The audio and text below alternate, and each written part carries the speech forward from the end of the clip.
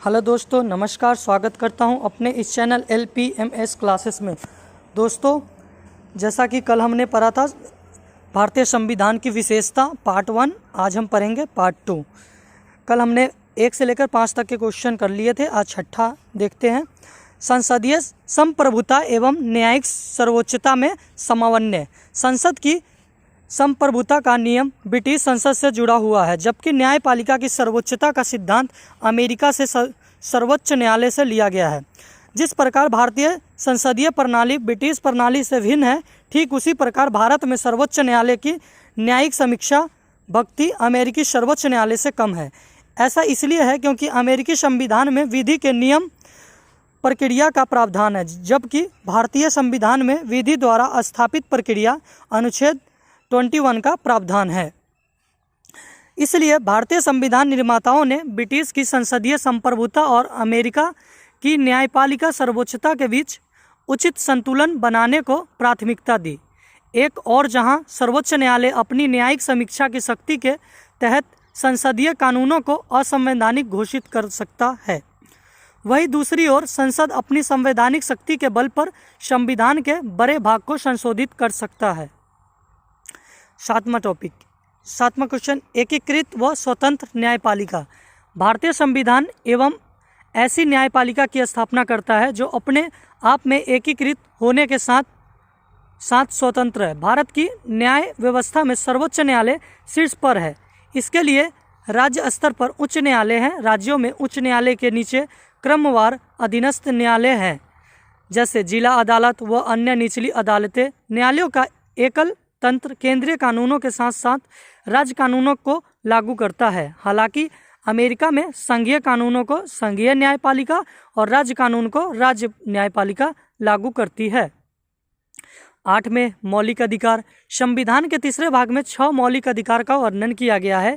यह अधिकार 1 में समानता का अधिकार अनुच्छेद 14 से लेकर 18 तक, 2 में स्वतंत्रता का अधिकार अनुच्छेद 19 से लेकर 22 तक, 3 में शोषण के विरुद्ध अधिकार अनुच्छेद 23 से लेकर 24 तक, 4 में धार्मिक स्वतंत्रता का अधिकार अनुच्छेद 25 से लेकर 28 तक, 5 में सांस्कृतिक व शिक्षा का अधिकार अनुच्छेद 29 से लेकर 30 तक और 6 में संवैधानिक उपचारों का अधिकार अनुच्छेद 32।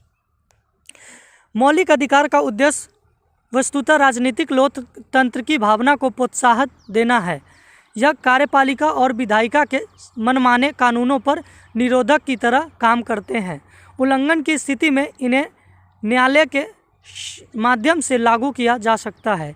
जिस व्यक्ति के मौलिक अधिकार का हनन हुआ है वह सीधे सर्वोच्च न्यायालय की शरण में जा सकता है, जो अधिकार की रक्षा के लिए बंदी, प्रत्यक्षीकरण, परमादेश, प्रतिदेश अधिकार, भिक्षा व उत्प्रेषण जैसे अभिलेख या रीट जारी कर सकता है।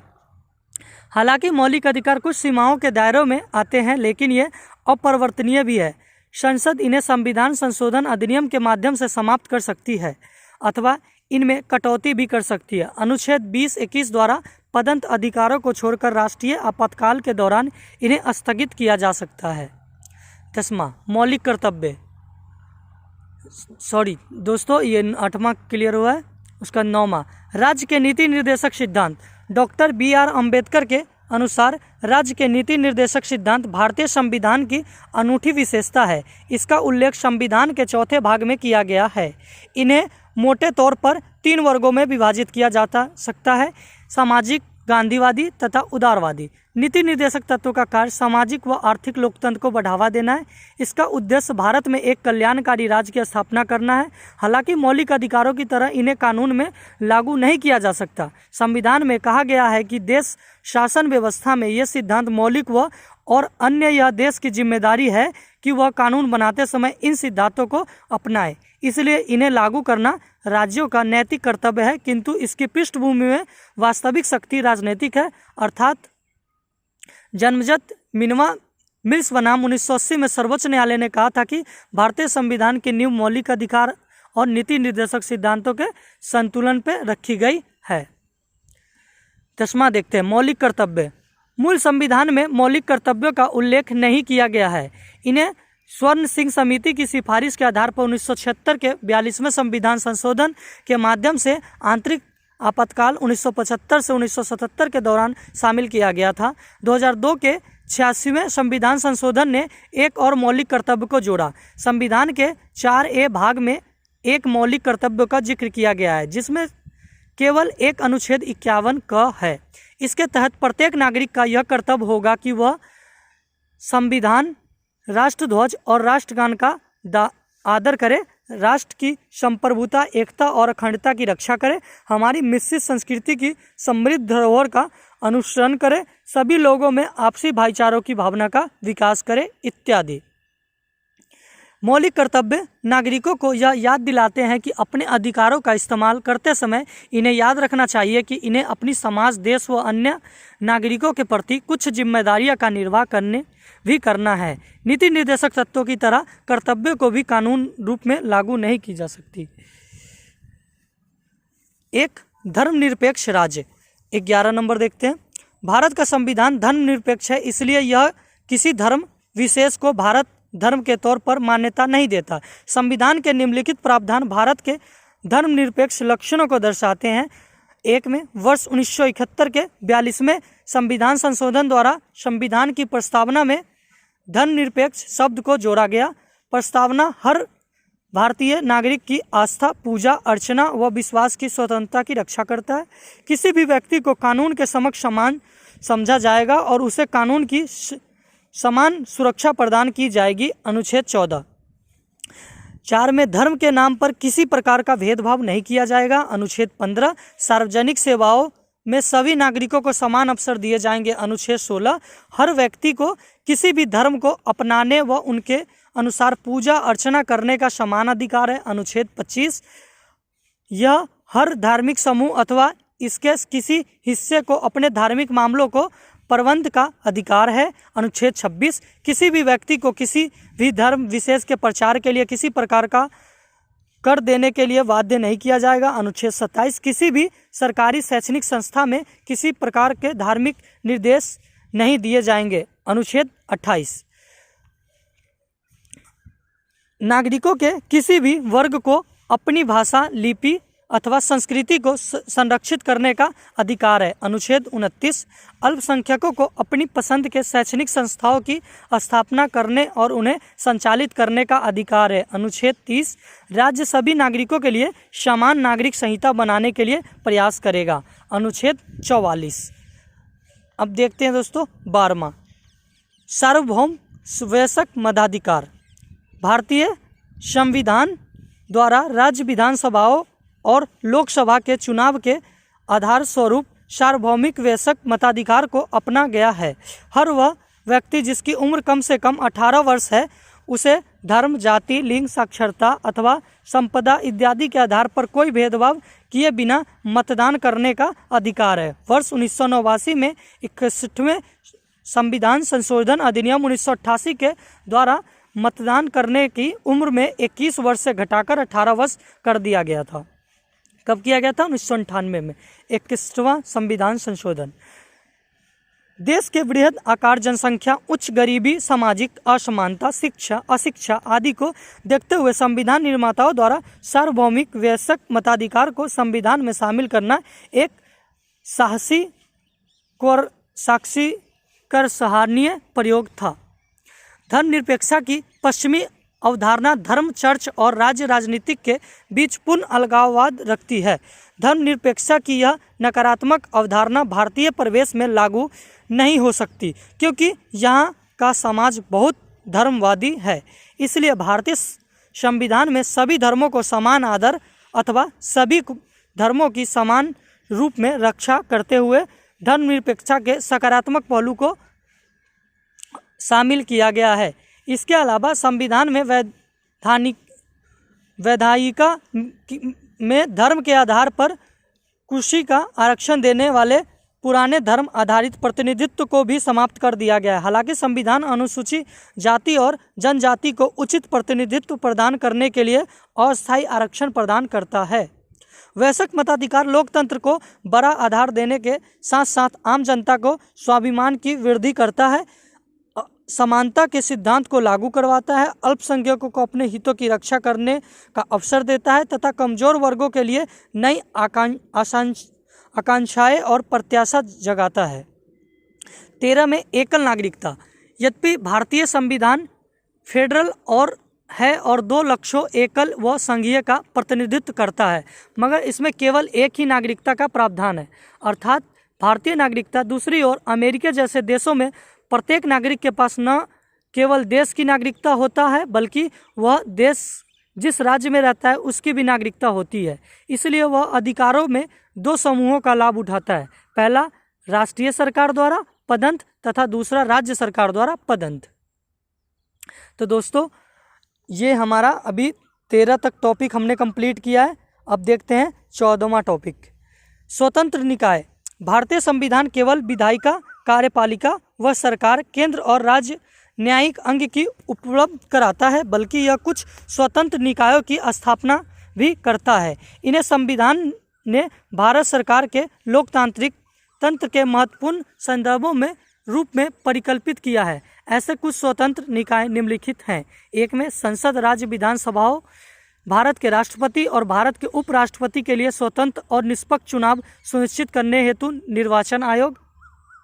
2 में राज्य और केंद्र सरकार के खातों के अपेक्षण के लिए भारत का नियंत्रण एवं महालेखाकार के जनता के पैसे के संरक्षण करते हैं और सरकार द्वारा किए गए खर्चों की वैधानिकता और उनके चर्चित होने पर टिप्पणी करते हैं।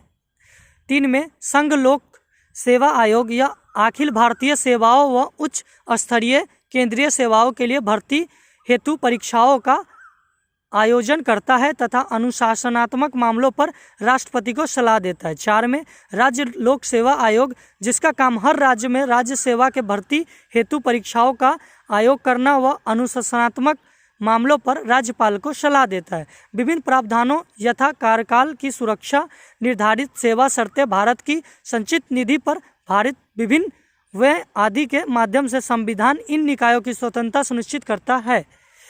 15 आपातकालीन प्रावधान। आपातकाल की स्थिति में प्रभावशाली ढंग से निपटने के लिए भारतीय संविधान में राष्ट्रपति के बृहद आपातकालीन प्रावधानों की व्यवस्था है। इस प्रावधानों को संविधान में शामिल करने का उद्देश्य है देश की संप्रभुता, एकता, अखंडता और सुरक्षा, संविधान एवं देश के लोकतांत्रिक ढांचे को सुरक्षा प्रदान करना।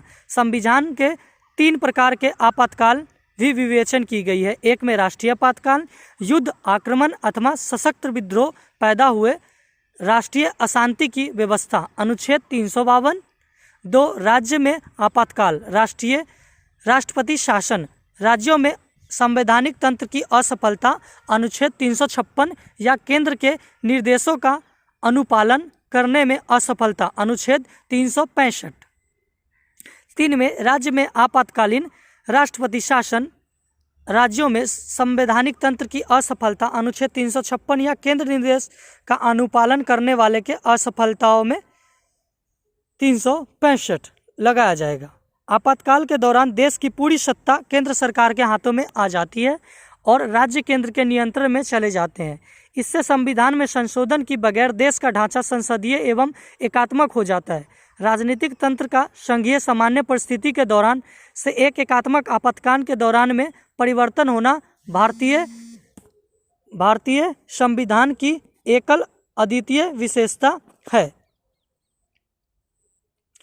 उसके बाद 16 त्रिस्तरीय सरकार। मूल रूप से अन्य संघीय संविधानों की तरह भारतीय संविधान में 2 स्तरीय राज्य व्यवस्था, केंद्र व राज्य और संगठन के संबंध में प्रावधान तथा केंद्र एवं राज्यों की शक्तियां अंतर्विस्तृत की थी। बाद में वर्ष 1992 में 73वें एवं 74वें संविधान संशोधन ने त्रिस्तरीय सरकार का प्रावधान किया गया, जो विश्व के किसी और भी संविधान में नहीं है। संविधान में एक नए भाग व एक नई अनुसूची 11वीं जोड़कर वर्ष 1992 में 73वें संविधान संशोधन के माध्यम से पंचायतों को संवैधानिक मान्यता प्रदान की गई।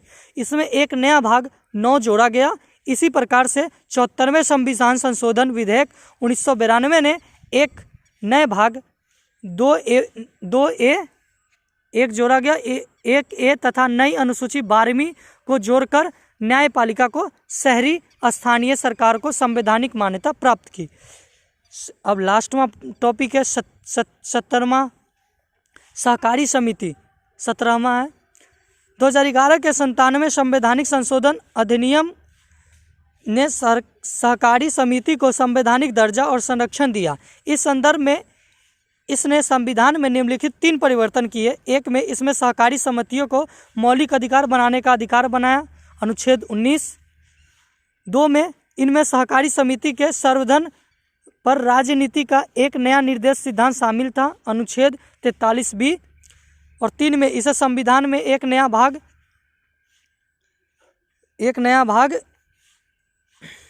11B जोड़ा गया। सहकारी समिति के रूप में हकदार है, अनुच्छेद 243ZH से 243ZT। नए भाग बी में यह सुनिश्चित करने के लिए विभिन्न प्रावधानों हैं कि देश की सहकारी समितियां लोकतांत्रिक व्यावसायिक स्वायत्त और आर्थिक रूप से सुदृढ़ रूप से कार्य कर सके। यह संसद को बहुत राज्य सहकारी समिति और राज्य विधानसभाओं के संबंध में अन्य सहकारी समितियों के संबंध में उचित कानून बनाने का अधिकार देता है। तो दोस्तों, संविधान की विशेषता टॉपिक यहीं पे समाप्त हो गई है, आज ख़त्म कर दिया हमने। और दोस्तों, ये जो अगला वीडियो आपको कौन से टॉपिक पे चाहिए इसके लिए कमेंट करें, हमारे इस चैनल को सब्सक्राइब कर लें और अपना पढ़ाई मन लगा के करें। Thank you.